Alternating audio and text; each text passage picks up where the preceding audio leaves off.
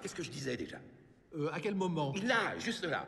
Vous étiez en train de rire très fort, de manière diabolique. Maléfique, moi je dis. Non, mais avant. Oh, avant, là là. Il faut peut-être pas trop nous en demander non plus, non? Vous disiez pas enfin? Ah oui, enfin.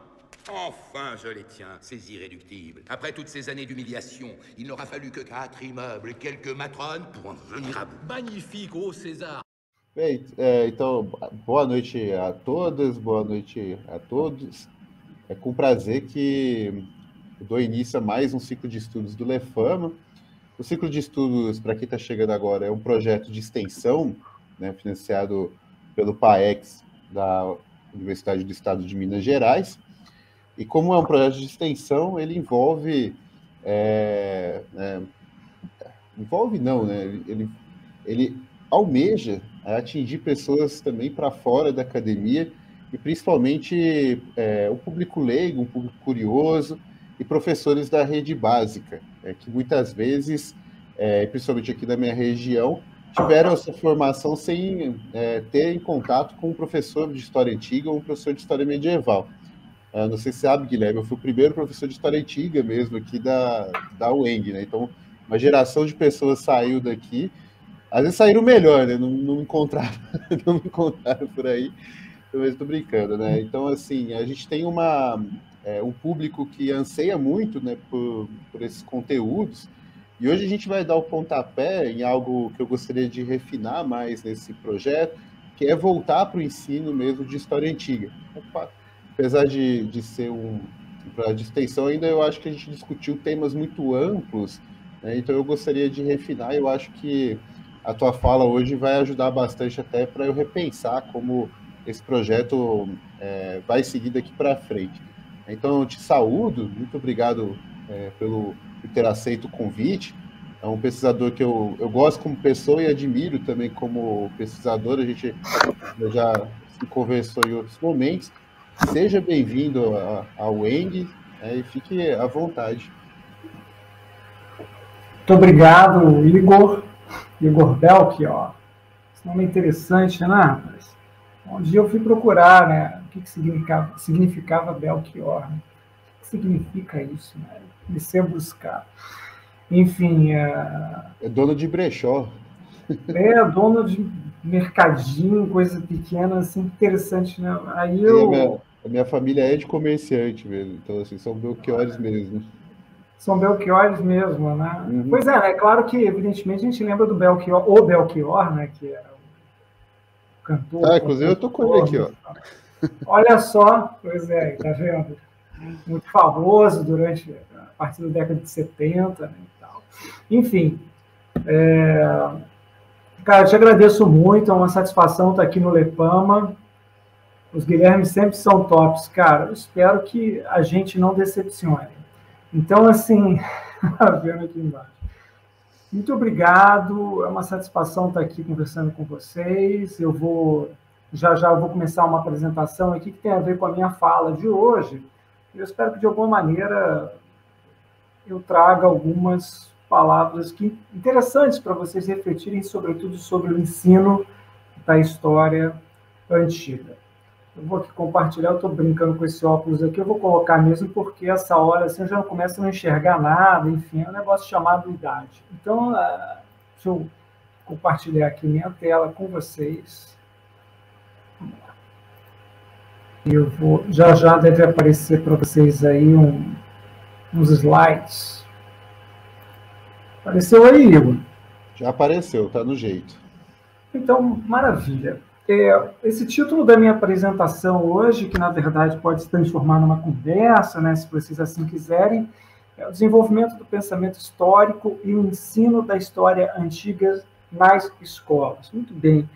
Meu nome é Guilherme Moerbeck, eu sou professor da área de Teoria, Historiografia e Ensino de História da Universidade do Estado do Rio de Janeiro e sou pesquisador associado da Universidade do Quebec, em Montreal. E o projeto ele é financiado pela FAPERJ e, através desses financiamentos, eu coordeno também o Didasco, né, que é o Grupo de Estudos em História Antiga, o Grupo de Estudos em Ensino de História Antiga da Universidade do Estado do Rio de Janeiro, a UERJ. Então, eu começo a falar para vocês aqui um pouquinho sobre o que me veio trazer algumas reflexões. Estava conversando com o Igor antes da gente começar aqui, se trata da junção aqui de apresentações que eu já tinha feito, de aulas que eu já dei na UERJ, mas, sobretudo, de algumas questões que eu queria levantar para fazer a gente refletir sobre o ensino da história antiga. Em especial, a temática que eu vou trabalhar aqui com vocês hoje. E eu queria partir primeiro de 3 perguntas. Eu acho que as perguntas elas são muito importantes para a gente refletir sobre o ensino. Né? Boas perguntas fazem com que a gente prepare boas aulas, boas perguntas fazem com que a gente consiga direcionar, focar melhor as questões que a gente quer trabalhar. A primeira das perguntas é: será que é possível pensar um currículo que deixe de ser centrado em cronologias, isto é, um ordenamento temporal necessário na história ensinadas nas escolas? Não sei se vocês estão vendo, mas tem um cachorro enorme latindo. Não posso fazer nada até que ele vá embora. Porque, pelo menos aqui na sala onde eu estou, o latido está enorme, parece que ele está aqui do lado. Então, primeiro será que é possível a gente refletir sobre um currículo escolar que não seja necessariamente sentado em cronologias tão rígidas como a gente tem visto, quer dizer, como é, na verdade, tradicional a gente ver nas escolas, ou o que se fazia no currículo escolar de história? Segunda pergunta: será que é possível fazer com que as histórias antigas, e eu utilizo esse plural, não é à toa, se tornem uma ferramenta de crítica ao mundo contemporâneo e, assim, de ampliação da visão dos mundos possíveis para crianças e adolescentes? Em terceiro lugar, será que é possível estabelecer um modelo de aulas, que eu chamo de percursos temáticos, e de uma metodologia básica, ou seja, de uma intervenção didática, que possa reorganizar a forma de se ensinar a história na escola? Eu digo para vocês que a minha resposta para as 3 questões é sim. É possível trabalhar além de uma cronologia tradicional para se ensinar história. É possível que a gente transforme a história antiga numa ferramenta relevante para a criançada, para os adolescentes pensarem o mundo em que eles vivem. E também é possível a gente estabelecer determinados modelos como métodos para levar para a sala de aula escolar. E é importante ressaltar que eu trabalho no diálogo com a escola, inclusive pelas minhas próprias experiências. Eu fui professor da rede básica de ensino durante 14 anos. Então, eu trago também aqui um pouco daquilo que eu tentei fazer. Né? Então, essas são as 3 grandes perguntas que eu quero trazer para vocês aqui. E muito mais importante, eu queria que vocês refletissem sobre esse aspecto, muito mais importante do que necessariamente a temática que eu vou tratar aqui, é a metodologia que eu vou tentar apresentar a vocês. Então, continuando. É claro que eu vou trazer uma temática antiga, uma temática que dialogue com a antiguidade para a gente refletir hoje nessa nossa conversa. Eu já vou explicar em detalhes gerais, mas eu acho que isso tem a ver também com o método que eu quero pensar com vocês. Qualquer aula, qualquer temática que vocês apresentem, eu acho importante que vocês partam de um problema central e de uma preocupação. Essa preocupação, muitas vezes, se revela como um objetivo que você está querendo desenvolver em sala de aula. O problema central desse meu trabalho hoje aqui é a arquitetura romana como projeto de civilização em Asterix e o Domínio dos Deuses.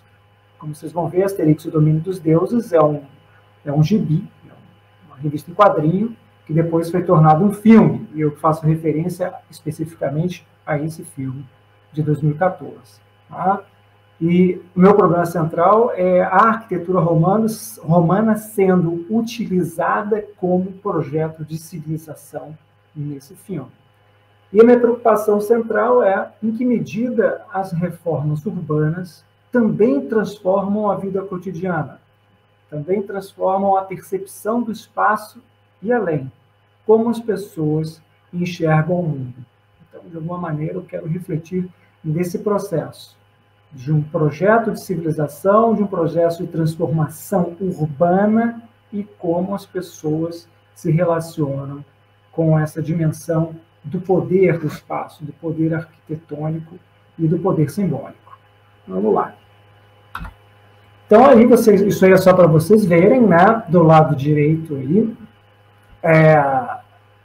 o gibi original, né? Vou falar um pouco mais sobre isso aqui, né? Asterix e o Domínio dos Deuses. No gibi à direita, que é um gibi de 1971, e à esquerda, um filme do mesmo nome, que foi filmado em 2014. Então, para quem não sabe, vamos lá. O filme ele é produzido pelo estúdio M6, pela Metropole Television SA, né, que é um setor de animação do grupo M6 e que é responsável, por exemplo, pela produção do desenho, não sei se vocês conhecem, chamado Le Petit Nicolas, o Pequeno Nicolas, de René Goscinny, e justamente René Goscinny e Albert Uderzo são os responsáveis pela criação desse quadrinho tão famoso, mundialmente famoso, Astérix les Gaulois, em 1959, o Astérix, o gaulês. Né? E beleza, mas o que está acontecendo? Qual é o enredo, né, de quase toda a história do Astérix? Né? O enredo, basicamente, ele se passa por volta do ano 50 a.C.,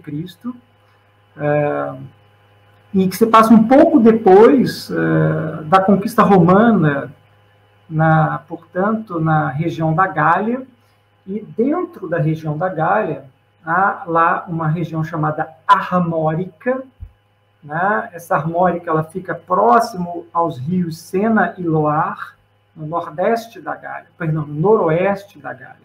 Né? E qual que é o tema aí? O tema é que dentro dessa região existe uma pequena vila de gauleses, no qual um mago chamado Druida prepara uma poção. Essa poção mágica, quando tomada pelos gauleses, ela dá para eles superpoderes. Eles ficam super ágeis, super fortes e conseguem, assim, evitar que Júlio César, né, conquiste não só toda a Gália, mas inclusive a vila desses gauleses. Então, no fundo, o tema gira em torno de Júlio César tentando conquistar a vila dos gauleses e sem jamais conseguir, no entanto. Então, fundamentalmente, esse é um enredo em que se desenvolve quase todas as histórias de Astérix, o gaulês, e especificamente eu vou falar um pouco mais do enredo desse filme daqui a pouquinho. Aí, antes, no entanto, né, eu queria da gente falar um pouco mais sobre o enredo do filme. Eu trouxe até um trechinho do filme, não sei se a gente vai conseguir ver, se as tecnologias aqui vão permitir que a gente consiga assistir. Antes de conversar com vocês sobre o filme e sobre a relação do filme numa sala de aula, eu queria refletir com vocês sobre o pensamento histórico. Muito bem. Em primeiro lugar, tentar responder, afinal de contas, o que é o pensamento histórico? O que é isso que eu trago como método hoje aqui? E o que é o pensamento histórico? Em que medida a ideia de pensamento histórico, la pensée historique em francês, historical thinking em inglês, por aí vai, tem enorme literatura nessas línguas sobre essa temática, em que medida isso é importante para nós, enquanto historiadores, e em particular para os professores que trabalham em escola. O pensamento histórico, isso eu tomei e ampliei. Isso aí eu vi num artigo em inglês, esqueci de colocar a referência aí, mas se vocês tiverem interesse eu passo para vocês depois. Marshall Maposa e eu esqueci o sobrenome do outro autor, que publicava uma revista de University of KwaZulu-Natal, né, da África do Sul, e eles fazem esse quadrinho eu fiz algumas alterações, mas eu acho bacana para a gente tentar visualizar, afinal de contas, o que é o pensamento histórico. Então, vocês têm o quadro da esquerda, a coluna da esquerda apresenta para vocês as dimensões, os marcos, as habilidades do pensamento histórico. E a coluna da direita, as subdimensões daquilo que está sendo mostrado à esquerda. De uma maneira geral, isso que a gente está chamando aqui de pensamento histórico pode ser dividido em 5 grupos. Aqueles que representam o conhecimento factual, aqueles que representam o conhecimento conceitual, aqueles que representam o método histórico, a consciência histórica e a linguagem histórica. Né? E o que é importante a gente pensar aí? Todos esses elementos fazem parte do que nós chamamos de pensamento histórico. Só que alguns deles são mais relevantes do que outros para aquilo que hoje, né, no mundo contemporâneo, nos debates que concernem ao ensino da história e à didática da história, alguns deles são mais relevantes para a gente pensar o ensino da nossa disciplina nas escolas. O primeiro deles talvez seja o mais tradicional, do conhecimento factual. No inglês é historical knowledge, ou seja, simplesmente conhecimento histórico. Eu não gosto desse termo, que fica parecendo que é tudo. E, na verdade, o que eles querem se referir é ao conhecimento factual, de eventos e de narrativas. A compreensão de por que as coisas acontecem e tentar explicar processualmente como elas acontecem. Né? Ou seja, esse conhecimento mais factual é o tipo de conhecimento que a memória se ocupa muito mais dele. Né? Os processos de memorização e, portanto, não é preciso ir muito longe, vocês sabem que, pelo menos até as décadas de 60, né, 50 e 60, boa parte das reflexões em torno do ensino da história eram reflexões baseadas na quantidade de informação que a gente conseguia memorizar. Então, era muito importante, por exemplo, nas escolas, ensinar listas de quantos presidentes da República houve, de quantos imperadores, ou de quantos reis, ou seja lá o que for, porque era importante decorar nomes de lugares, datas de eventos, esse tipo de coisa.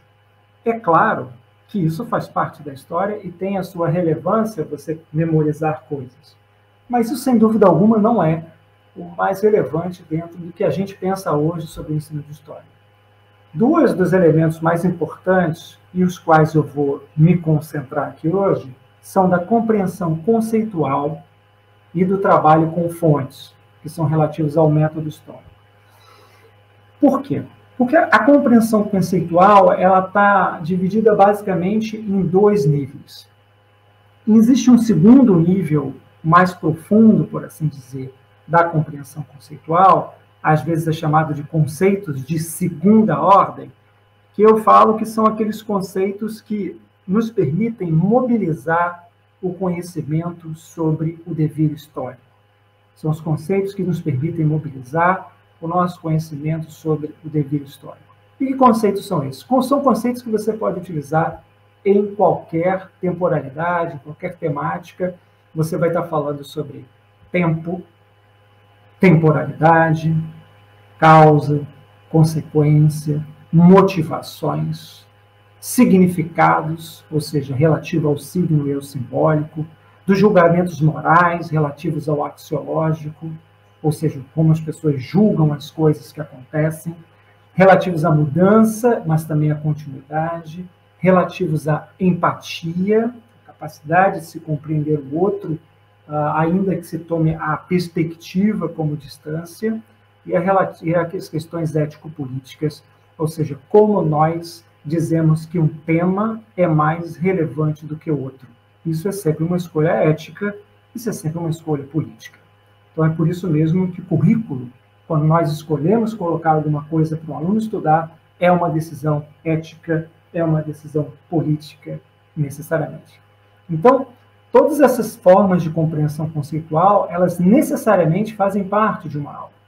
E, na medida em que vocês conseguem desenvolver nos alunos a capacidade de compreender esses conceitos e eles perceberem como esses conceitos podem ser usados em várias temporalidades diferentes, é um tipo de aprendizado extremamente relevante para o ensino de história hoje.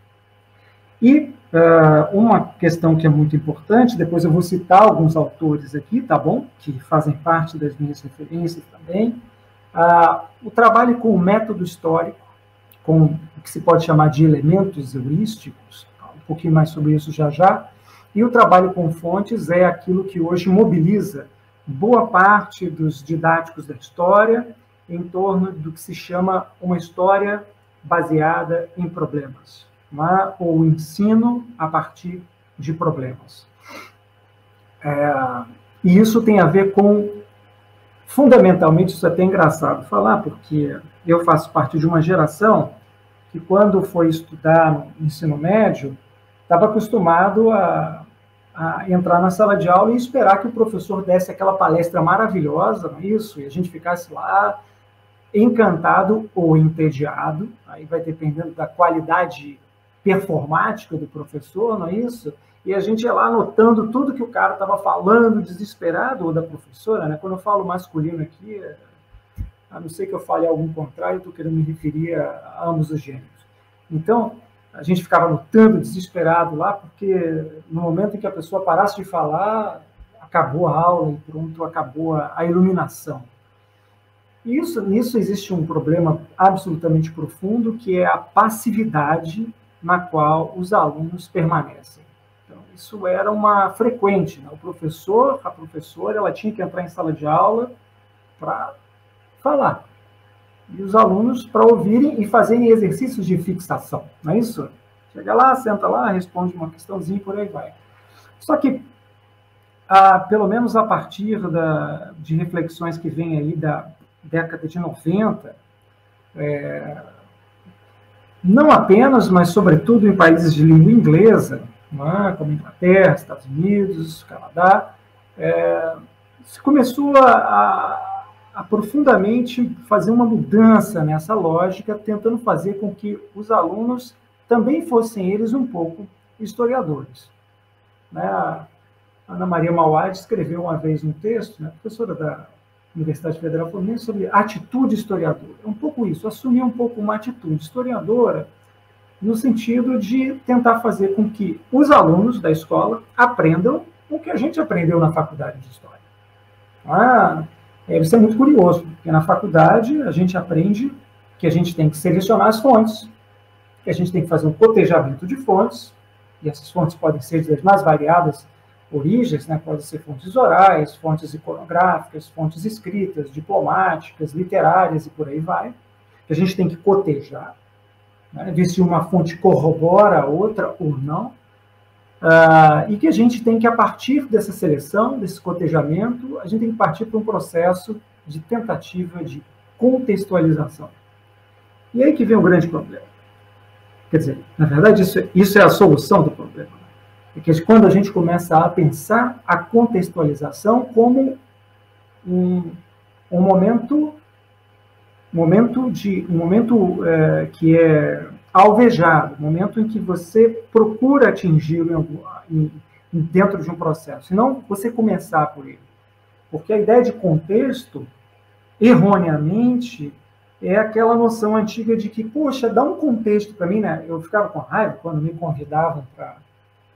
chama o Guilherme lá porque ele é historiador, então ele vai falar do contexto da época. E o contexto, ele é fruto de um processo profundo de pesquisa que permite ao historiador desenvolver uma narrativa que faça sentido sobre aquelas fontes todas que ele selecionou, criticou, estudou, cotejou, refutou e por aí vai.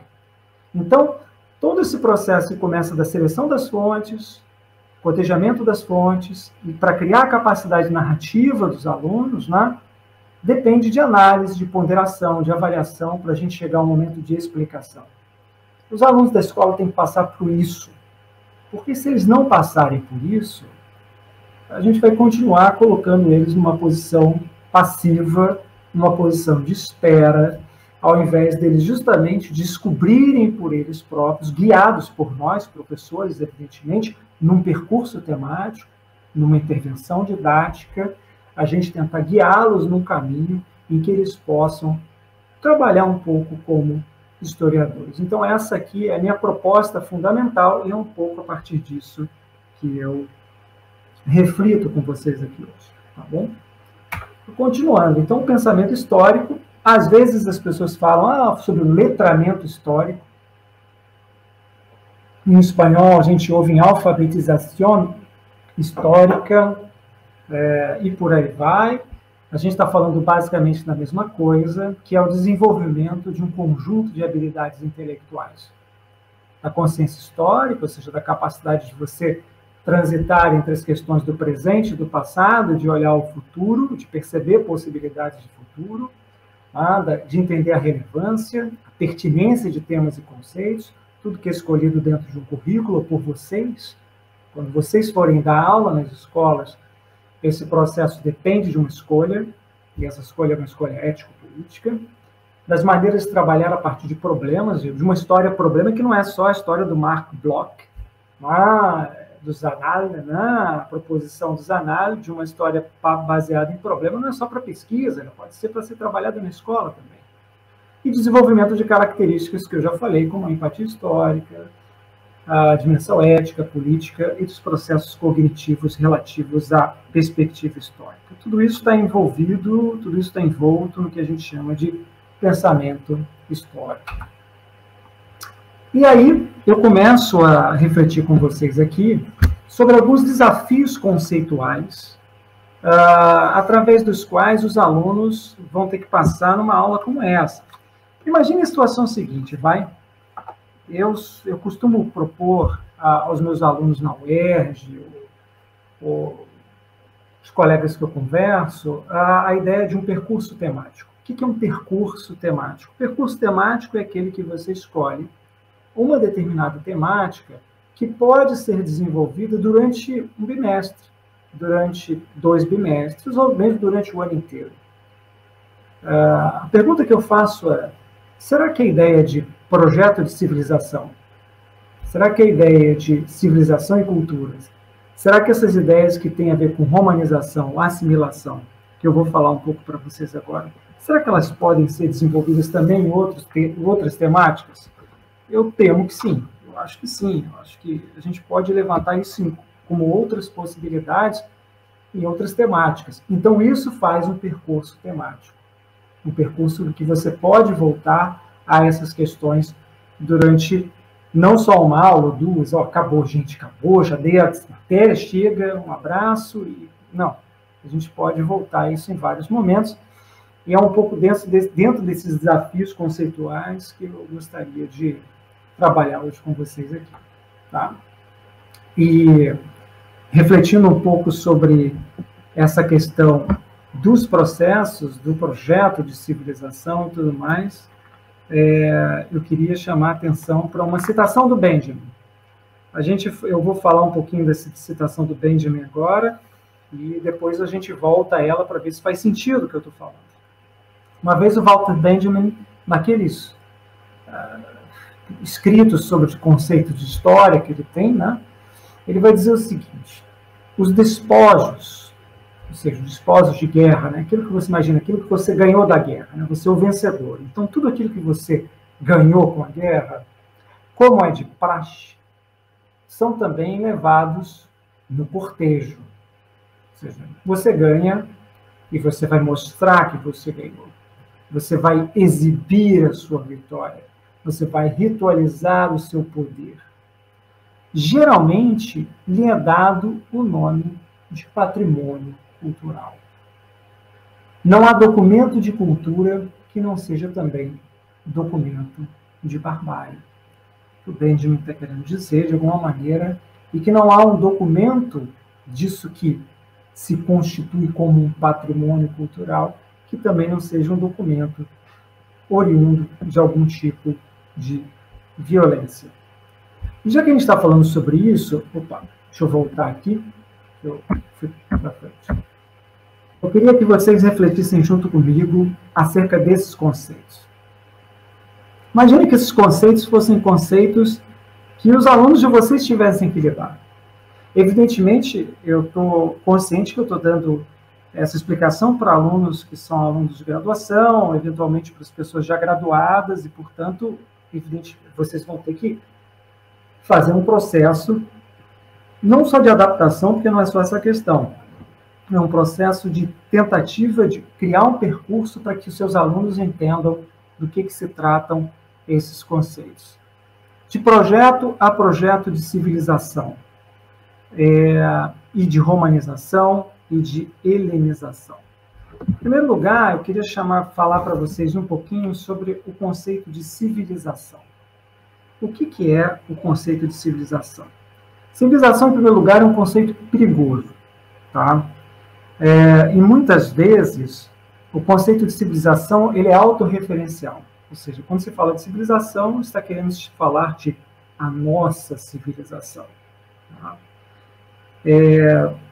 Em regra, o que seria a nossa civilização, ou seja, uma civilização que pode ser identificada, é aquela que partilha um conjunto de características relativamente homogêneas, ou seja, características civilizacionais ou características culturais comuns.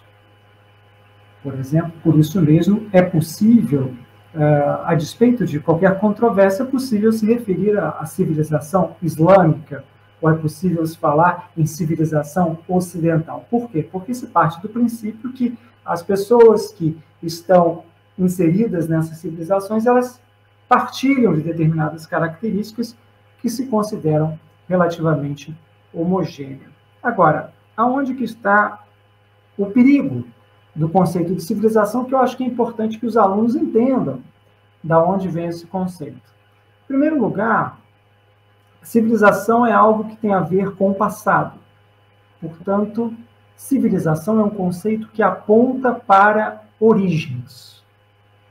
Mas é um conceito que aponta para origens sempre incorporando em si um projeto de sociedade. Ou seja, civilização ela faz referência aos mortos do passado, ou seja, faz referência a um passado que é supostamente nosso e aponta para um projeto de sociedade futuro. Então, necessariamente, civilização é aquilo que imbui as pessoas a pensarem, a desenvolverem um tipo de consciência histórica particularmente ocidental ou ocidentalizante que faz esses nexos entre passado, presente e um futuro que se quer. Tá? A raiz da palavra civilização, ou seja, do ponto de vista da etimologia, civilização vem de civis. Civis, em latim, cidadão. Civitas, civitatis, é a condição de cidadão. Muitas vezes, civitas ou civitatis é dito como um símbolo de civilidade, um símbolo de cortesia, ou seja, são os adjetivos que podem ser dados a esse cidadão. Então, de alguma maneira, essa ideia de cidadania, essa ideia de cidadão, ela nos faz referência também àquilo que a civilização estava construindo para ela mesma como uma noção de educação, de polidez. Polidez é uma noção de educação que em francês é politesse. Nossa, curiosamente, politesse se parece com politesse. Politesse no grego antigo é cidadão. Percebe como, de alguma maneira, a etimologia acaba num emaranhado de significados que tem a ver com o quê? Tem a ver com a ideia de que esse cidadão é o portador de um tipo de civilidade, de cortesia, de ética específica, mas que muitas vezes é ligado àquele que é o cidadão urbano. Por que urbano, Guilherme? Porque é dentro da urbanidade, e urbanidade também é um adjetivo de cidadão, é que se configurou uma noção de que se constitui a civilização. Fundamentalmente, o conceito de civilização, né, que é um conceito francês, desenvolvido a partir do século XVII e XVIII, ele vai aparecer como uma etapa mais alta de um processo de desenvolvimento. Né? vocês forem conferir, por exemplo, um autor chamado Jean-Baptiste Lamarck, né, e que é uma primeira visão sobre a evolução social, por exemplo, lá consta, isso vai ser reproduzido depois, né, em várias correntes de uma visão positivista francesa, de que todos os povos se desenvolveriam de uma etapa chamada selvagerie, barbárie, barbarismo, e civilização.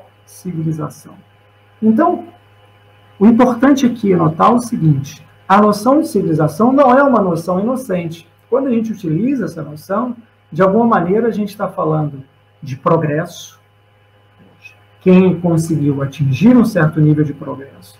A gente está falando de racionalidade e a gente está falando de um princípio de universalidade. Ou seja, projeto de civilização é, de alguma maneira, a tentativa de tornar certas características universais.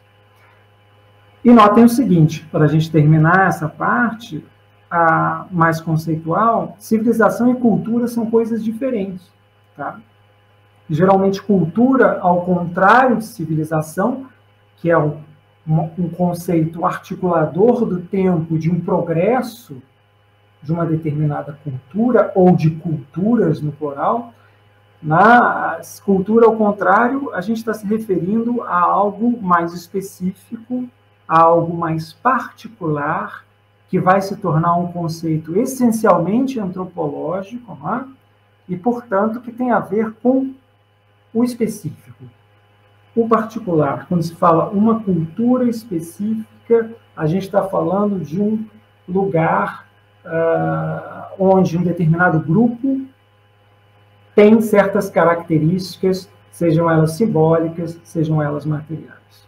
Então, fundamentalmente, a gente tem dois conceitos aí, civilização e cultura, que são conceitos contrastantes, mas que dentro de um estudo geral, estudos culturais, eles operam, digamos assim, como conceitos explicativos de certos períodos históricos, certas características que a gente está tentando analisar. E dentro dessa conversa toda aqui, a gente não pode deixar de falar um pouquinho sobre esse negócio chamado romanização. Porque, de alguma maneira, dentro desse desenho que eu quero mostrar para vocês, eu vou saltar já essa parte mais árida aqui da nossa discussão, que é essa parte conceitual. A romanização, ela é um conceito análogo, ou seja, semelhante ao de helenização. A gente também poderia falar de egipcianização. A gente poderia falar de americanização. No fundo, a gente está fazendo uma referência a múltiplos processos de identificação, de definição de determinadas fronteiras, e essa definição de fronteiras tem a ver com a autodefinição, a definição de si, e a percepção do outro, percepção daquele que é diferente. Muitas vezes vocês já devem ter ouvido falar no conceito de alteridade, que é a demarcação dessas fronteiras, que são muitas vezes flexíveis, não é isso? E esses processos, como se fala de romanização, seja lá qual for, o que a gente tem que pensar é que ele é um fruto de negociações.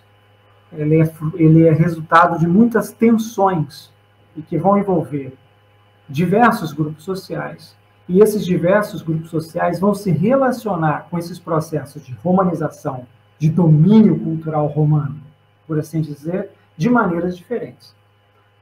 Portanto, a maneira como a elite da época, seja ela a elite senatorial, seja ela a elite dos generais, equestres, seja lá qual for, se relaciona com os processos de romanização, é muito diferente, por exemplo, da gente pensar uma população camponesa mais pobre, ou mesmo aqueles que não têm terra, e como é que eles se envolvem ou se relacionam com esse processo de romanização.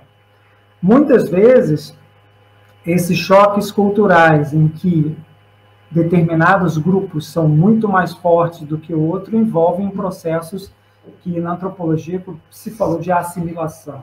E a assimilação tem um pouco a ver com o desaparecimento ou fazer desaparecer o outro. Então, Depois de tudo isso que eu falei, eu volto a refletir um pouco sobre o próprio Benjamin. Esse encontro dessas civilizações, esses processos de romanização, de helenização, eles são complexos. Eles envolvem trocas, envolvem violência, inclusive violência simbólica, evidentemente. Eles envolvem escolhas e acordos, resistência, todo tipo de coisa que a gente pode imaginar. Então, tudo isso para a gente refletir um pouco sobre como que essas questões se orientam dentro de um processo de conquista do outro, de conquista daqueles que eventualmente estão próximos, mas que são considerados, dentro dos processos de alteridade, como diferente daqueles que estão sendo, daqueles que são os conquistadores. E aí, a gente passa um pouco mais para a questão do método. Então, após essa longa digressão aqui já sobre a questão conceitual, eu quero chamar a atenção para vocês. Eu acho que se há algo de importante que eu venho falar hoje para vocês aqui, tem a ver com a gente pensar metodologias ativas de aprendizagem e a organização da aula a partir do estudo de fontes. Tem vários autores que eu menciono aí em cima que podem ser úteis para vocês em alguma medida para pensar uma metodologia.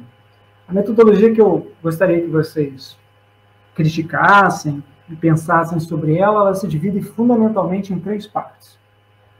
Uma delas eu chamo de aproximação do tema, que é o momento em que você convida os alunos a refletirem sobre os aspectos mais gerais que dizem respeito à temática apresentada. Então, se eu quero falar sobre projeto de civilização a partir da arquitetura romana, como é que eu convido os alunos a se interessarem sobre esse assunto? Por que e como que esse aluno se torna relevante para esse aluno, para a vida dele? Né? Arquitetura romana? Como assim, professora? Tipo, por que eu vou estudar arquitetura romana? Então, saber responder por que o aluno vai estudar arquitetura romana é um bom primeiro passo para isso ser relevante para ele. A segunda etapa é chamado de corroboração ou de problematização. Nada mais é do que quando você traz as fontes, sejam elas quais forem, para os alunos poderem se divertir, para os alunos poderem, enfim, estudar, para os alunos poderem pensar o processo, o tema que você está trazendo. E, no final, a síntese, que é a busca de uma possibilidade desses alunos desenvolverem algum tipo de capacidade narrativa. O que eu quero dizer com isso? De alguma forma, no final de um processo, vocês montarem determinados tipos de atividades com os alunos, isso pode ser atividades em sala de aula de escrita, de debate, divididos em grupo, tudo depende da sala de aula em que vocês vão estar. O que eu estou apresentando aqui é um modelo mais aberto, em geral. Mas que você consiga diagnosticar, perceber, através da expressão dos alunos de vocês, como é que eles chegaram ao final desse percurso. Se o percurso que você fez, de alguma maneira, fez com que eles refletissem sobre a temática. E aí, vamos lá. Eu parto do quê? Parto da aproximação do tema. E a pergunta é, afinal, onde é que a gente mora? Por que a gente mora num determinado lugar? Por que a gente está aqui? De alguma forma, falar em processo de civilização romana, o projeto de civilizacional romano, por meio da arquitetura e do urbanismo, é também refletir um pouco sobre aonde as pessoas estão. Por que elas moram no lugar que elas moram? Por que ela é de um jeito e não é de outro? E aí, eu começaria, por exemplo, refletindo um pouco sobre os lugares em que se vive. Né? É claro que eu trouxe aqui alguns exemplos que dizem respeito mais aos lugares onde faria mais sentido chamar atenção para os alunos do Rio de Janeiro, por exemplo, e isso poderia ser perfeitamente trocado por outros lugares que façam sentido para os alunos de cada escola em cada região diferente. Então, partindo do princípio que os alunos são do Rio, ou que moram nessas regiões, pensar um pouco, afinal de contas, do que a gente está falando aqui. Na foto do lado esquerdo, por exemplo, vocês estão vendo a favela, chamada Favela do Esqueleto, que fica na região de onde fica hoje o bairro do Maracanã, no Rio. A Favela do Esqueleto é uma região onde, por exemplo, hoje está construída a Universidade do Estado do Rio de Janeiro, e era um prédio abandonado onde se construiu, nos arredores dela e nela própria, uma comunidade, uma favela. Né? E à direita vocês veem um jornal de época anunciando com muita alegria, né, para o jornal, Lagoa sem favela em março. Vocês estão vendo aqui, né, é a favela da Praia do Pinto, que era uma favela que se constituiu entre a Praia do Leblon, a Praia do Leblon, aquela que aparece em novela, que é super celebrada, e a Lagoa Rodrigo de Freitas, né, a Lagoa, que é também. Então a gente está falando de um bairro extremamente gentrificado no Rio de Janeiro, onde havia uma enorme favela e uma ocupação desordenada, esse tipo de coisa, e que aí está prometida justamente a retirada dessa favela. Havia outras favelas, tá, no Rio de Janeiro, e isso que eu estou chamando de remoções, que são as diásporas urbanas, foi um fenômeno muito característico da cidade entre as décadas de 50 e 60, mas remoções não começaram, evidentemente, na década de 50 e 60, mas uma parte significativa delas foi feita nessa época a partir de enormes projetos urbanísticos que visavam retirar essas pessoas de lugares gentrificados, ou seja, de lugares onde elas não eram bem-vindas pela vizinhança, né, enriquecida, e colocá-las em outras regiões da cidade através de enormes artérias que ligariam o centro do Rio de Janeiro até a regiões mais afastadas onde elas iriam morar. E é nesse impulso que surgem, por exemplo, os enormes bairros. Né? Bairros, por exemplo, que ganharam nomes, ou regiões dentro de bairros como Vila Aliança, no bairro de Bangu, Vila Kennedy, Senador Camará, Vila Esperança, em Vigário Geral, mesmo uma muito conhecida por causa do filme Cidade de Deus, são projetos construídos para, de alguma maneira, tirar o pobre dessas regiões gentrificadas e colocá-los em regiões mais afastadas. Portanto, retirando uma relação orgânica, inclusive, que havia dessas regiões com a riqueza ao redor. Não é? Porque onde a riqueza acaba, numa sociedade desigual como essa, acaba formando bolsões de pobreza, porque essas pessoas, inclusive, vão prestar serviços, né, de variados tipos, como empregado doméstico, serviços de baixa complexidade, enfim, vão trabalhar nessa região. Tanto que várias favelas são removidas, como a favela do Parque da Catacumba, a favela do Morro do Pasmado e outras do Rio de Janeiro são totalmente removidas, e alguns incêndios, inclusive, são causados nessas favelas para que as pessoas saíssem de lá à força, e, portanto, há a construção de conjuntos habitacionais em outras regiões do Rio de Janeiro, como, por exemplo, alguns que eram voltados à população de classe média baixa, de empregados do setor público, e outras que eram voltados para distribuição para a população em geral, como o caso do IAPI da Penha, né, um conjunto habitacional de 1949, que está à direita de vocês, com 1.248 unidades e 44 blocos de prédios, e que foi construído justamente a partir do Instituto de Aposentadoria de Pensões dos Industriários, por isso IAPI.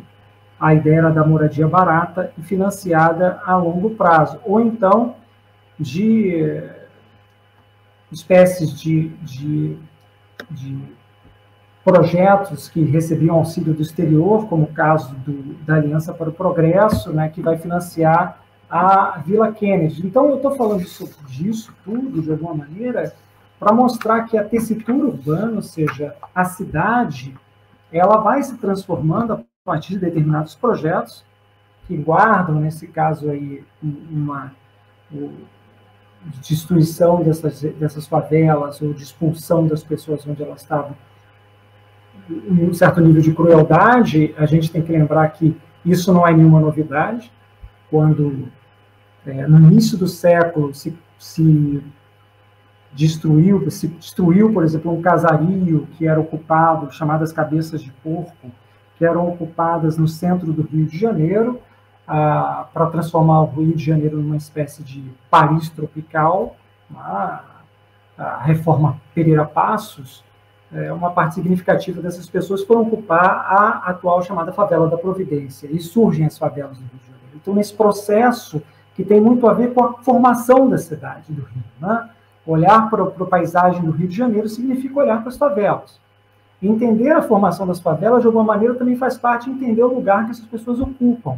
E esses processos de urbanização, esses grandes projetos, eles também eram projetos ditos civilizacionais, porque, no fundo, tinha como objeto uma espécie de higienização urbana, um cientificismo que arrastava tudo e dizia, olha, as pessoas vivem em condições insalubres, então vamos retirá-las daí.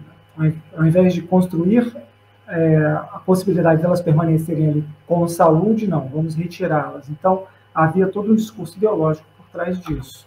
E a gente começa a falar do filme como uma mediação possível, como uma reflexão partindo do presente ao passado mediado pelo filme.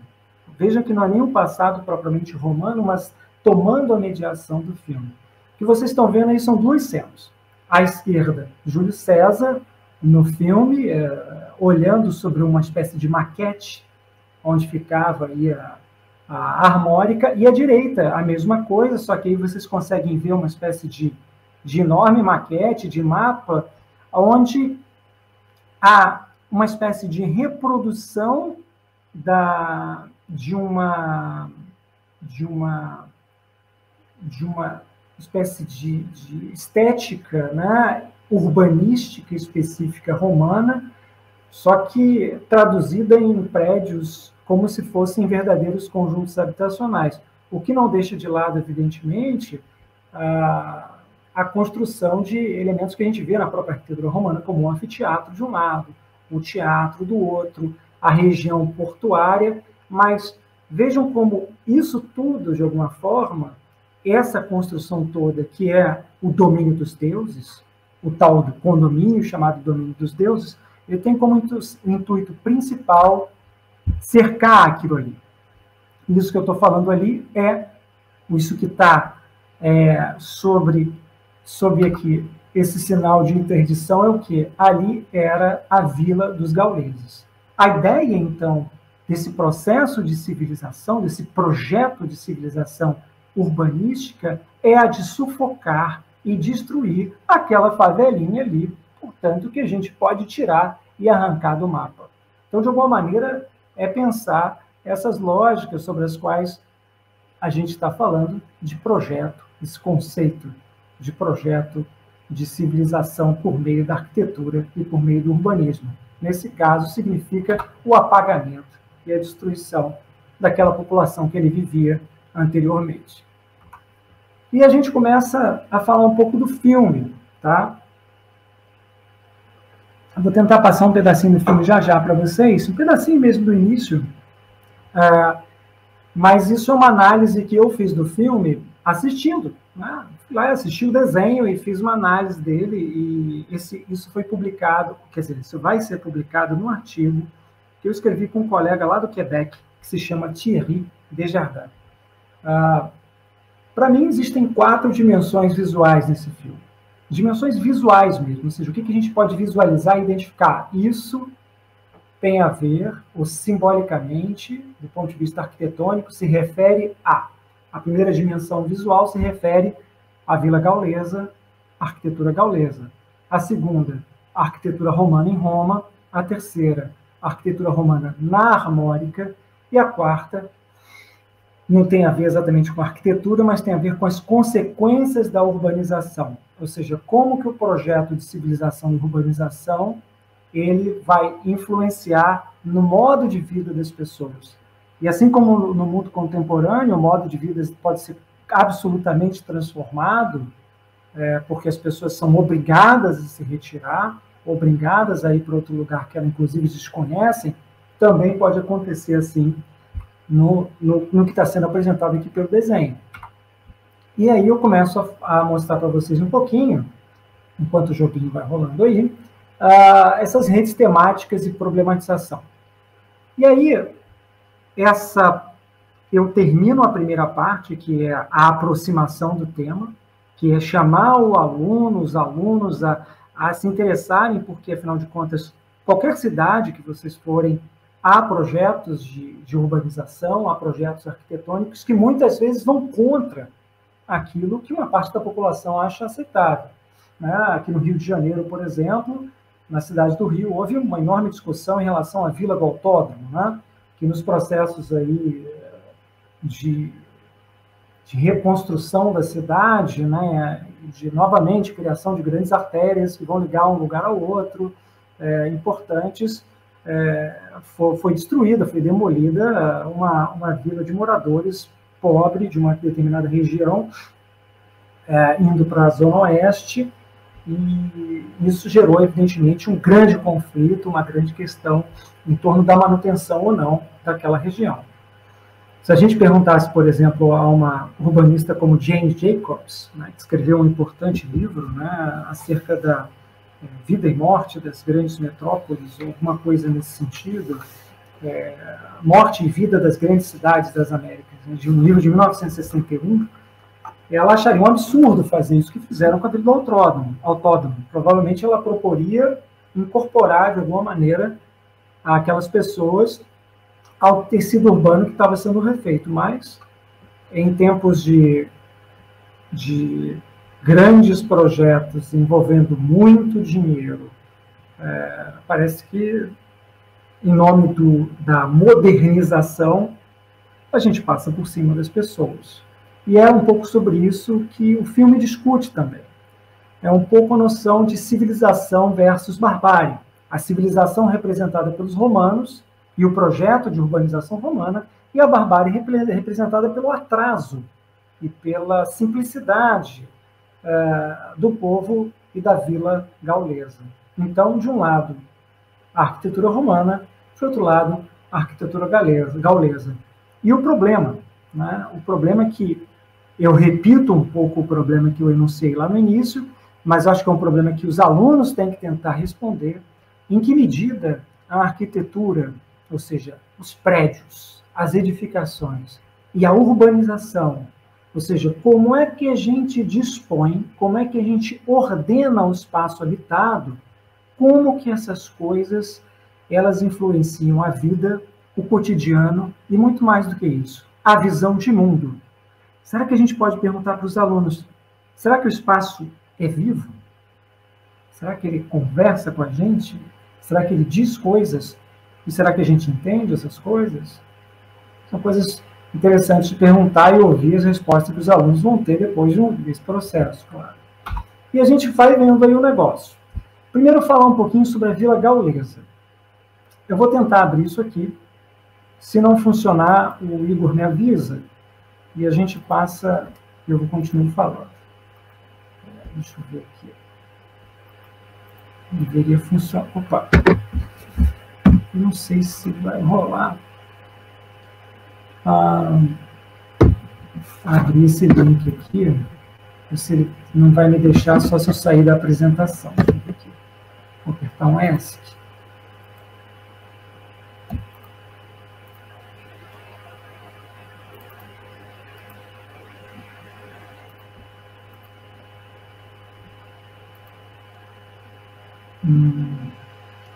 Não sei, acho que eu tinha que ter pensado nisso antes, né?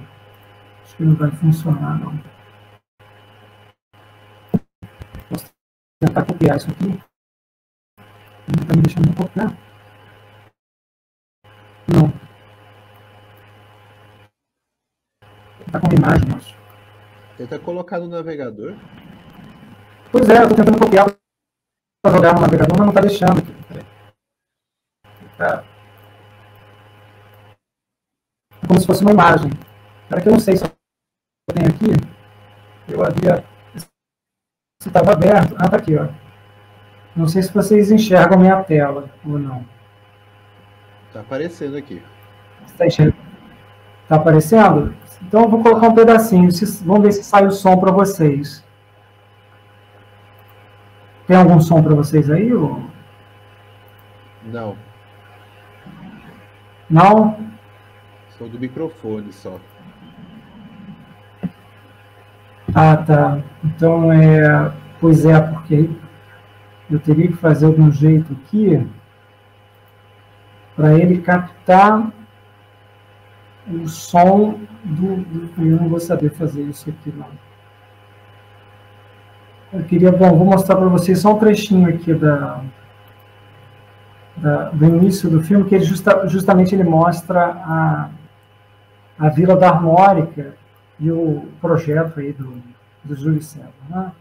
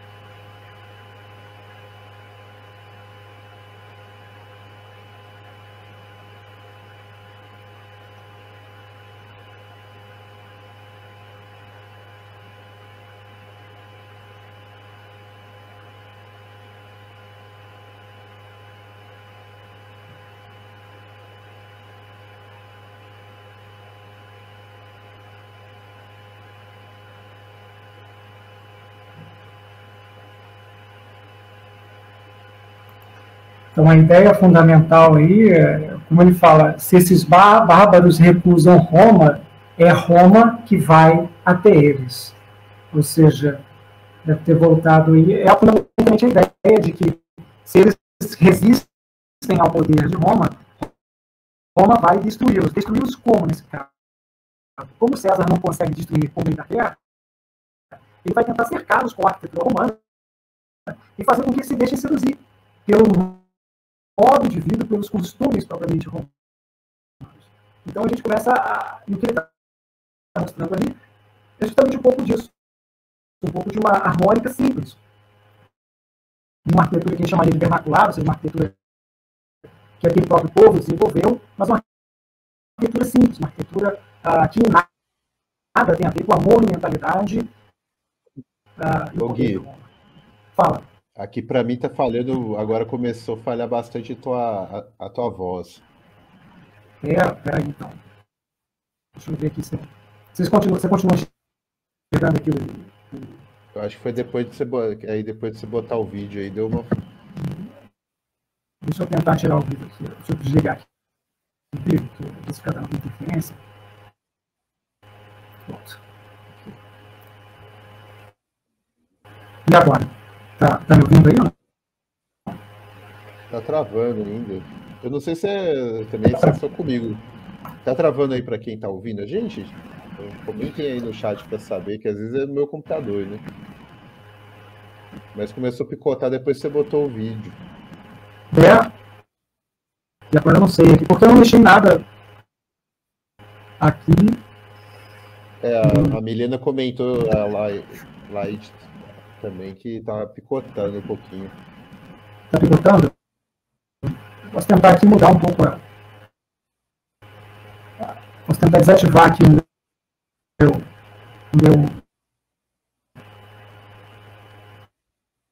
meu som aqui, mas o meu microfone, para ver se fica melhor. Deixa eu ver. Não sei se agora melhorou para vocês alguma coisa. Não, tá picotando ainda. Picotando?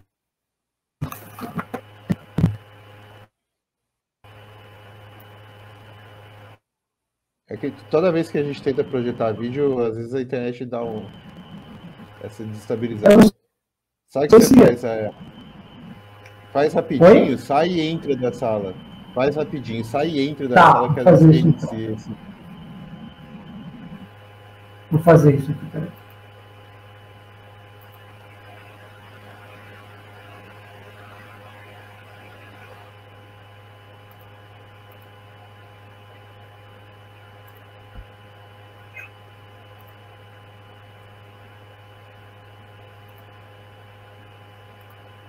Peraí, vou sair. Então, pessoal, esperar o Guilherme voltar. É o problema de televisão ao vivo.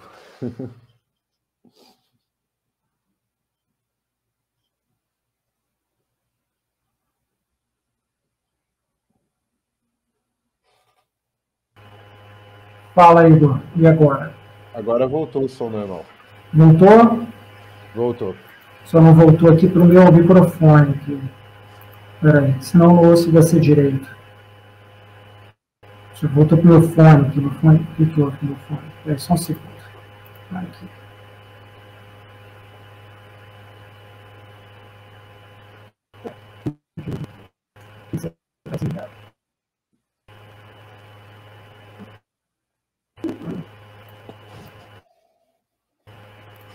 Deixa eu ver aqui, só um segundo.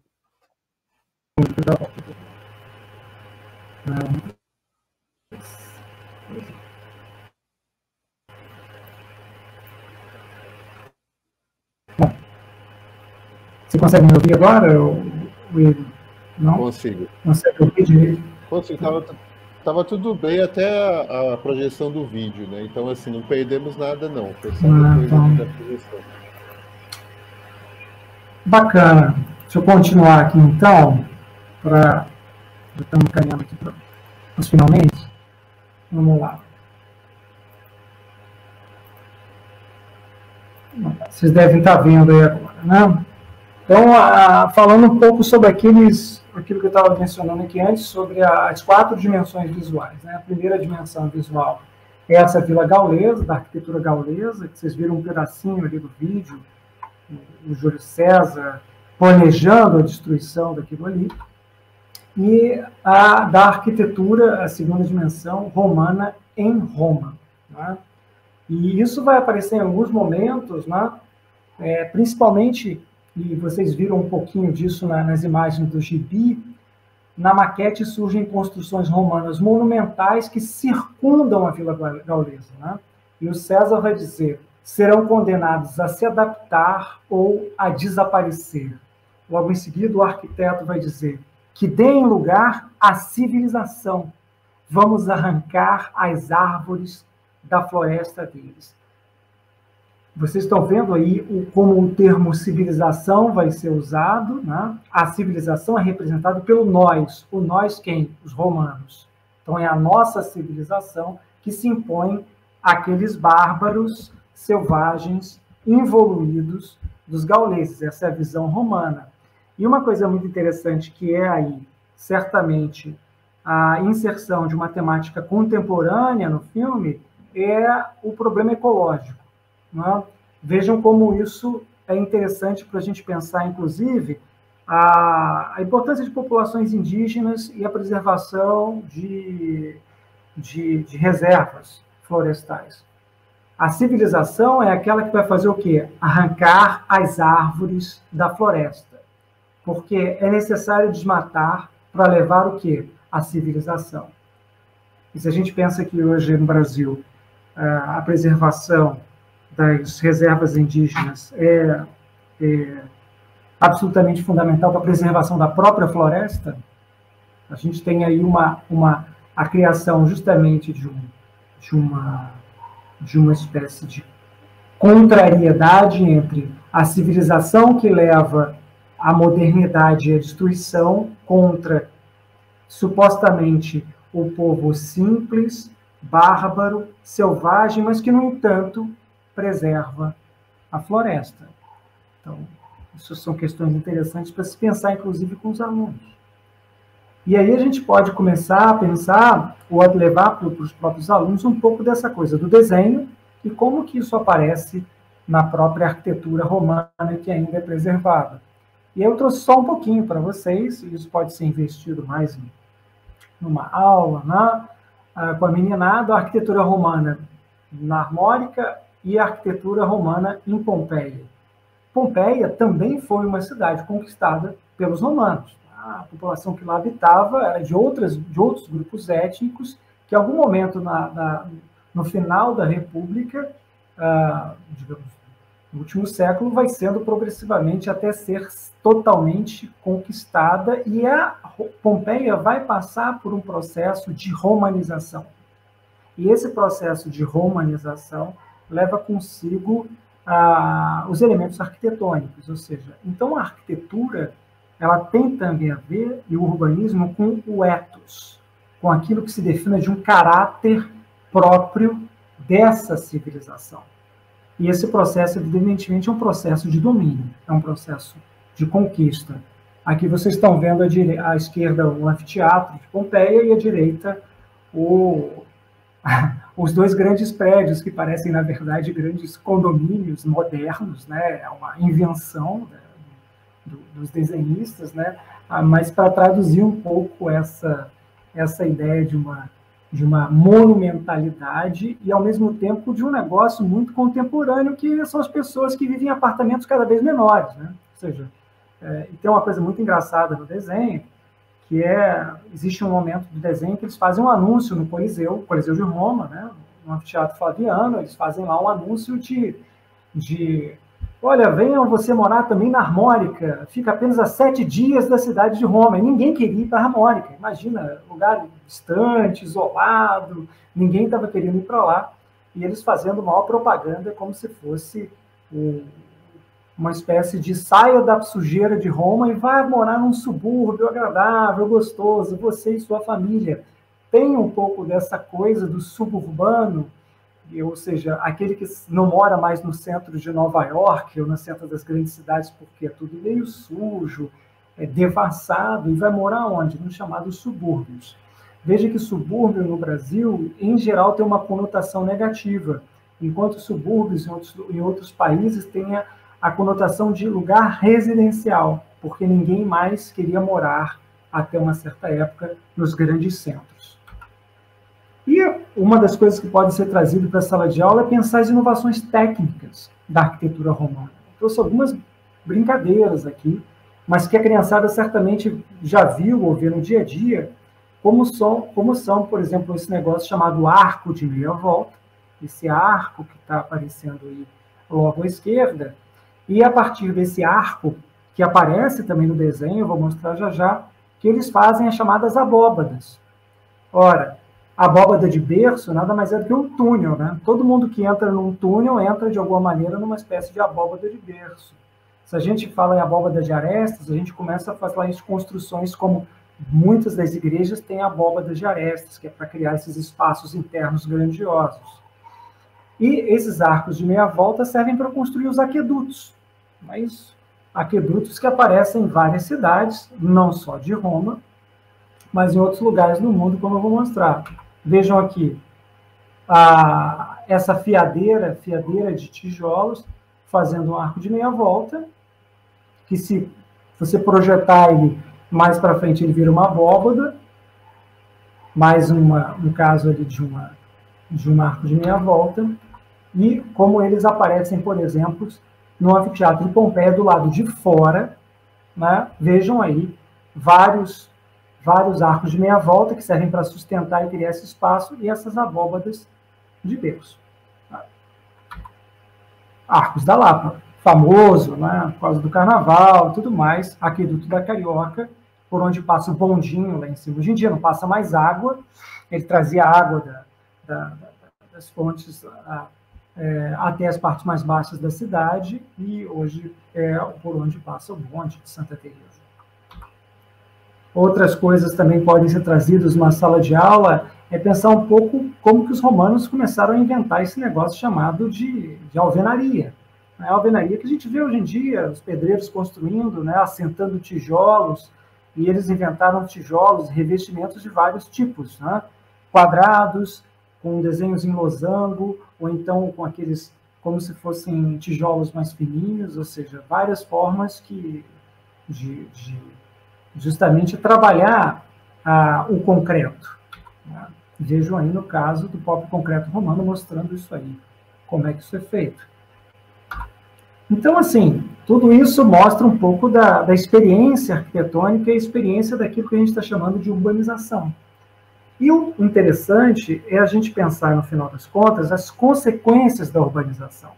Porque é pensar as consequências que, de alguma maneira, a gente reflete um pouco sobre as ideias que são trazidas juntos com a transformação do espaço. É um pouco isso o que fica para os alunos. Como que a transformação do espaço, ela necessariamente traz ideias junto com ela. Essas ideias podem ser boas ou podem ser ruins. Não é essa a questão exatamente. Mas um projeto civilizacional, ele quase sempre, ou necessariamente, ele é um processo que é feito de maneira a passar por cima de muitas coisas que ali estão. Então, geralmente, um processo de civilização, um processo civilizatório, ele pressupõe a violência. Então, coisas que são faladas no filme, né? Ou coisas que estão acontecendo no filme. Os romanos começam a frequentar a vila dos gauleses e a comprar os seus produtos, o que gera uma inflação dos produtos locais e disputas concorrenciais. Ou seja, conforme eles vão construindo o domínio dos deuses, o condomínio, os romanos começam a frequentar os gauleses começam a frequentar esse condomínio e começam a vender os produtos para os romanos. Por exemplo, como peixe. Só que na medida em que eles vão vendendo os produtos para os romanos, o peixe fica mais caro para eles próprios. Em algum momento do filme, o Asterix e o Obelix estão reclamando do preço do peixe. Por quê? Porque é uma lógica concorrencial capitalista que está sendo inserida dentro da vida dos gauleses, que não tinha a ver com isso. E isso causa consequências aonde? Dentro onde eles estão. Ora, essas grandes transformações urbanas, certamente, eles trazem reflexos muito importantes na vida das pessoas locais. Principalmente os processos chamados de gentrificação, como, por exemplo, aconteceu no Marco Zero do Recife, quando aquela praça foi toda transformada, como aconteceu em muitos outros lugares, e como acontece em muitos bairros da cidade de São Paulo, por exemplo, que eram bairros operários, como a Vila Romana, e que vem passando por profundos processos de gentrificação, e com isso, tudo aumenta de preço. Né? Os apartamentos aumentam de preço, o IPT aumenta de preço, e as pessoas vão sendo mais pobres, elas vão sendo empurradas a se mudarem, a se moverem dali. Por quê? Porque um outro tipo de lógica de ocupação está chegando. Os romanos querem comprar tudo, porque eles têm dinheiro. E o que acontece com a ocupação daquela região? Os javalis desaparecem da floresta. E Asterix e Obelix são obrigados a comprar peixe para se alimentar. Por que os javalis desaparecem? Por causa da caça. Mais pessoas ocupando os lugares próximos das florestas, a floresta é derrubada, os javalis têm que ir para outro lugar e aqueles que ficam começam a ser caçados. A mudança do meio ambiente. Né? Ou seja, o desenho, então, embora fale sobre romanos, sobre questões que podem ser transpostas para a antiguidade, mas questões que podem ser lidas no tempo presente. A questão do meio ambiente, que é influenciado pela devastação. Debate interessante sobre ética e ambição. Expulsar ou não os romanos? Em algum momento isso se coloca para os gauleses. A gente manda eles embora, a gente combate os romanos, ou a gente se aproveita que eles estão aqui para ganhar mais dinheiro? Isso faz parte de uma assembleia dos gauleses, por exemplo. E o que ganha é, vamos ficar com eles aqui por perto que a gente está conseguindo ganhar. Os gauleses decidem se mudar para o domínio dos deuses e ficarem próximos da clientela romana. Olha só. Está funcionando, eles estão sendo assimilados, percebe? Como o processo de civilização está acontecendo, eles estão sendo assimilados. Eles vão se mudar no domínio dos deuses, e aí vai acontecer um profundo choque de alteridade, porque eles não vão ver sentido nas coisas que os romanos fazem, para ficar perto da clientela deles e para poder vender peixe para aquela galera. E os gauleses começam a enriquecer com o comércio e a se romanizar. Inclusive trajando roupas romanas, utilizando os banhos romanos e assistindo o teatro sem entender nada do que está acontecendo ali. Mas eles estavam lá. Então, essas são algumas das consequências.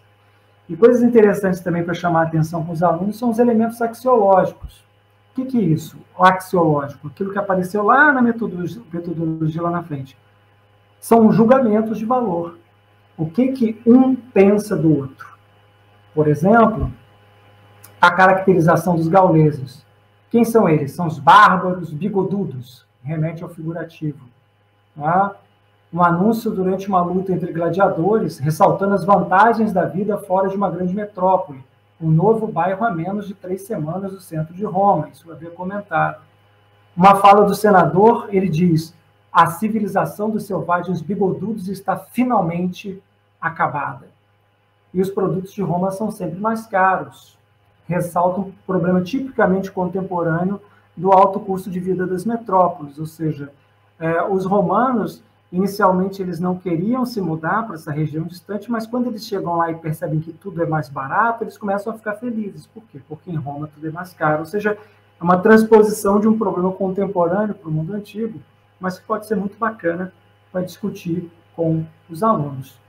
Então, meus caros, é importante pensar também uma síntese. Depois disso tudo, o que a gente faz? No fundo, isso é um esboço de um possível trabalho em que a gente parte de um problema, a questão do projeto de urbanização e a civilização por meio dessa urbanização, a gente desenvolve um conjunto de atividades com os alunos que não estão expressas aqui, mas que são importantíssimos de serem feitos para que os alunos possam experimentar, tomar essas fontes, olhar para essa arquitetura, assistir trechos do filme, fazer comparações e, principalmente, tentar responder perguntas a partir dessas fontes que vão passando nos trabalhos que a gente vai fazendo em sala de aula. E, por fim, a síntese. O que fica? O que pode ser aprendido através desse percurso temático que teve a ver com esses problemas que vieram sendo enunciados no caminho? E é isso. Fundamentalmente, era um pouco sobre essas ideias que eu queria externalizar para vocês aqui, e, sobretudo, algumas bibliografias aqui, um livro que tem alguns artigos que talvez possam interessar a vocês, mas, sobretudo, pensar com vocês aqui em que medida a história antiga ela pode, sim, ela deve ser utilizada em sala de aula para a gente refletir sobre essas questões do mundo presente. Do mundo presente ao mundo antigo, e fazendo esse movimento pendular, a gente pode levantar questões que são relevantes para a meninada. Bom, é isso, já falei demais aqui, né? Que fosse bem menor do que isso. Valeu, obrigado. Eu que agradeço. Adorei a intervenção com o Asterix, cara. Adorei mesmo, assim, agora dá até vontade de trabalhar isso com a molecada para ver como seria o resultado mesmo, assim, com eles. Gostei bastante. Deixa eu só abrir para o pessoal aqui. Pessoal, quem ainda está na live, quiser fazer algum comentário, alguma pergunta do Guilherme, pode escrever no chat, que eu acho que agora ele deve também estar vendo, né? Porque senão qualquer coisa eu já projeto aqui na tela. Estou sim, estou vendo bem. Vamos ver se alguém coloca alguma coisa. Eu tinha...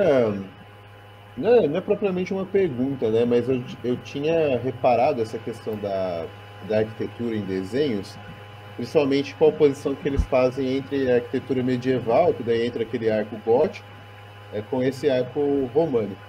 Quando é uma grande instituição, um grande prédio de algo que é chamado civilizado, né, a arquitetura é românica. E quando a população do mal, por assim dizer, né, assim, é o mal, as trevas, aí eles utilizam a arquitetura gótica. Né? Então, assim, a gente vê muito isso, por exemplo, no Star Wars. Né? Você entra no Templo Jedi, o Templo Jedi é um templo românico. Aí quando você vai para os lugares que os Siths frequentam, etc., você já tem uma arquitetura gótica. Então é bem interessante como você disse, né, esses conceitos, né, porque tem muito conceito por trás disso para a gente entender o uso dessa arquitetura. Ele não é simplesmente um uso estético, né? Se a pessoa achou bonito, né? Mas ele está passando necessariamente uma mensagem, né? E essa mensagem advém dessas interpretações históricas mesmo, né? A arquitetura gótica é a arquitetura dos godos, ela é bárbara, ela é das trevas. A arquitetura romana, a arquitetura das luzes, né? Então, é civilizada, né? Então, assim, eu já tinha visto isso com a arquitetura europeia, né? Mas essa leitura civilizatória do Asterix, eu achei ela extremamente interessante. Enquanto o pessoal não faz pergunta, né? Aí eu queria saber, assim, você já fez esse tipo de trabalho andando pela cidade, Guilherme, com os seus alunos? Você mostrou ali os tijolos, os aquedutos, né? Assim, os arcos da Lapa. Eu já fiz, enfim, eu sou professor, uma das disciplinas que eu trabalho na UERJ é uma disciplina de estágio supervisionado, que é um estágio supervisionado fora dos ambientes formais, né? Então, significa dizer que existem vários estágios que os alunos fazem em escola, né? Existe o estágio que eles fazem no colégio de aplicação da UERJ, né? Existe o estágio que eles fazem nos colégios, nas escolas públicas. E existe o estágio que eu costumo trabalhar com eles, que é o estágio que a gente faz em museus e na própria cidade. No fundo, a gente está pensando em mobilizar os espaços arquitetônicos, os espaços urbanos e a cultura material que se torna acervo de determinados museus e exposições, para mobilizar isso tudo como possibilidade de dar uma aula. Então, é um pouco nesse sentido, quer dizer, um filme como esse, um desenho como esse, ele pode também ser um incentivo a aguçar o olhar para ele visitar algum espaço, eventualmente, que tenha essa influência de arquiteturas romanas, de arquiteturas romanizadas, por assim dizer, né? Então, eu acho que o desenho, no fundo, ele é um mediador, né, do processo.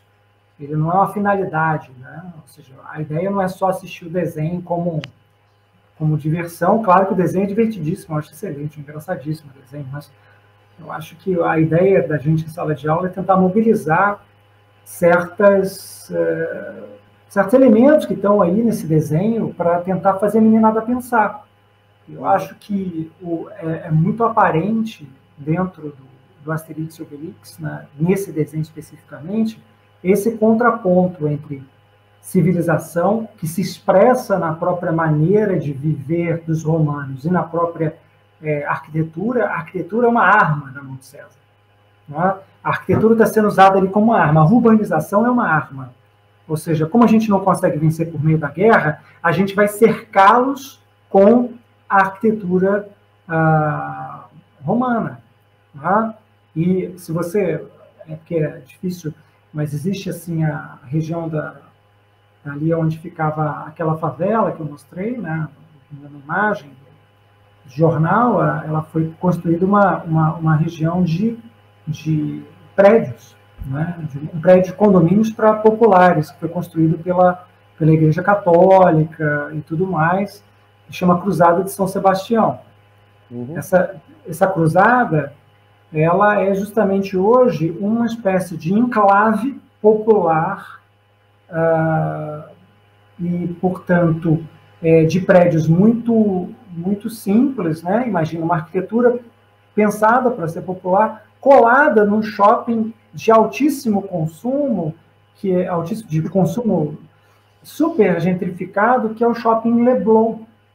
Então, você imagina esse tipo de coisa que a gente está falando. Quer dizer, quando os romanos eles circundam a Armórica com a sua arquitetura, é uma tentativa de sufocar a Armórica até ela desaparecer. Então, quando, por exemplo, a Cruzada de São Sebastião ela é cercada de prédios riquíssimos, existe evidentemente uma pressão para que aquilo não tivesse ali, sabe como é que é? Como era o desejo das pessoas na década de 50 e 60. Então, são essas tensões que são tensões contemporâneas, né? e que são expressas ali num diálogo projetado no mundo antigo. Então, acho que é bacana pensar isso. É bacana, né? Eu não cheguei a fazer aqui ainda por conta que eu não estou mais com a história da arte.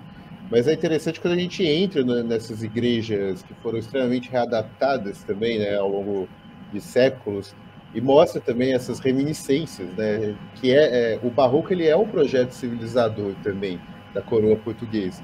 Então, você vai pegar essas igrejas aqui que tem campanha, tem aí no Rio de Janeiro, né, são colunas gregas, são arcos romanos, a própria elevação dela é como se fosse um templo,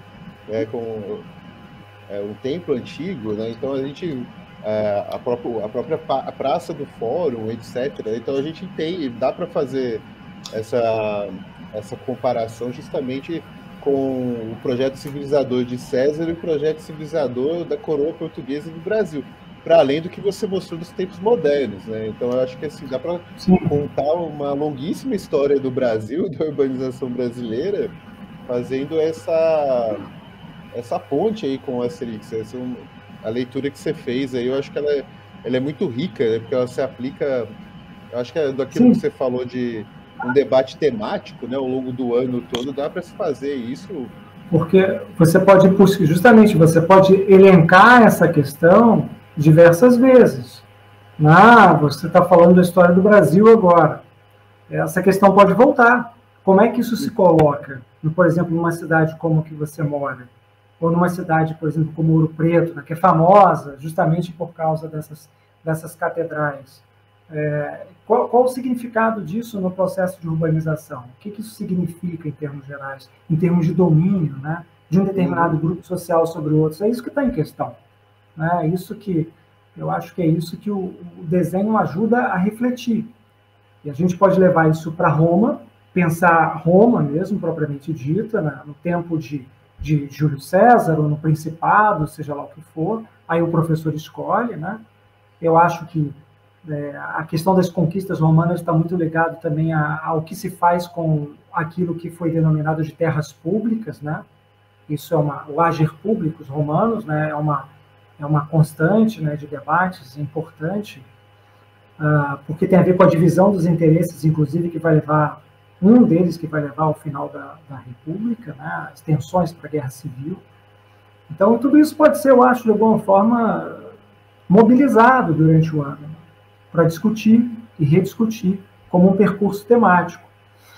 O professor vai falar de um monte de coisa durante o ano. Tá? Não estou falando do professor que fala só sobre isso o ano inteiro. Não tem nada a ver com isso, não. Assim, é claro que você tem coordenação, você tem os conteúdos que você tem que trabalhar, mas de alguma maneira você pode retomar esse mesmo problema. Porque você escolheu isso como um tema relevante central, ou seja, uma temática central. Acho que isso que é bacana, a autonomia do professor também de levantar esses temas. Assim. A gente tem uma pergunta aqui do Luiz Felipe, daí eu vou ler a pergunta, o Guilherme, para responder, né, as considerações. Infelizmente, gente, o nosso tempo está acabando, então eu vou ler essa pergunta, o Guilherme faz aí as considerações, depois eu vou encerrar, até mesmo porque eu acho que eu fui premiado com uma conjuntivite. Agora à tarde começou a atacar meu olho e agora a luz está me incomodando bastante, um olho só aqui. Então, além do tempo, já está me dando bastante dor de cabeça aqui.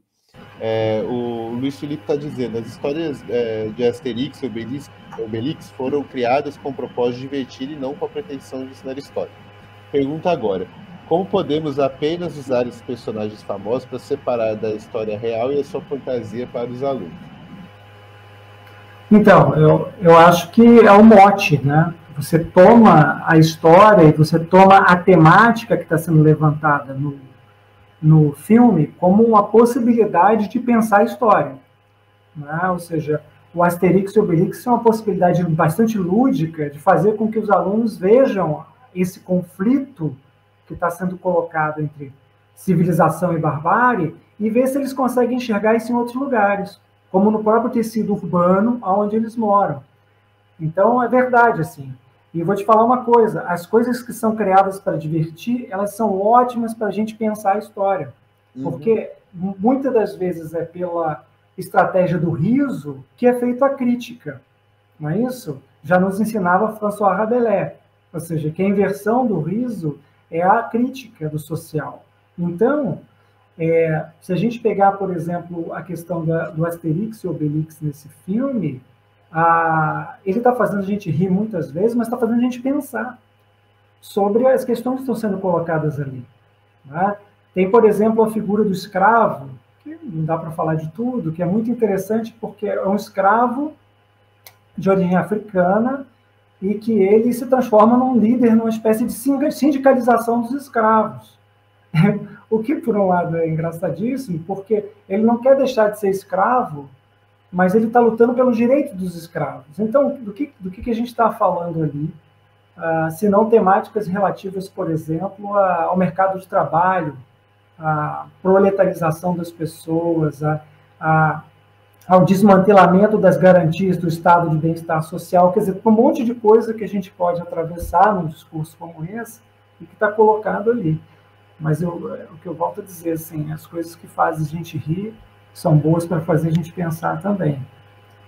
Desde que a gente, claro, ninguém quer comparar, ninguém está a fim de ensinar a história romana a partir do Asterix e Obelix, não é esse o caso.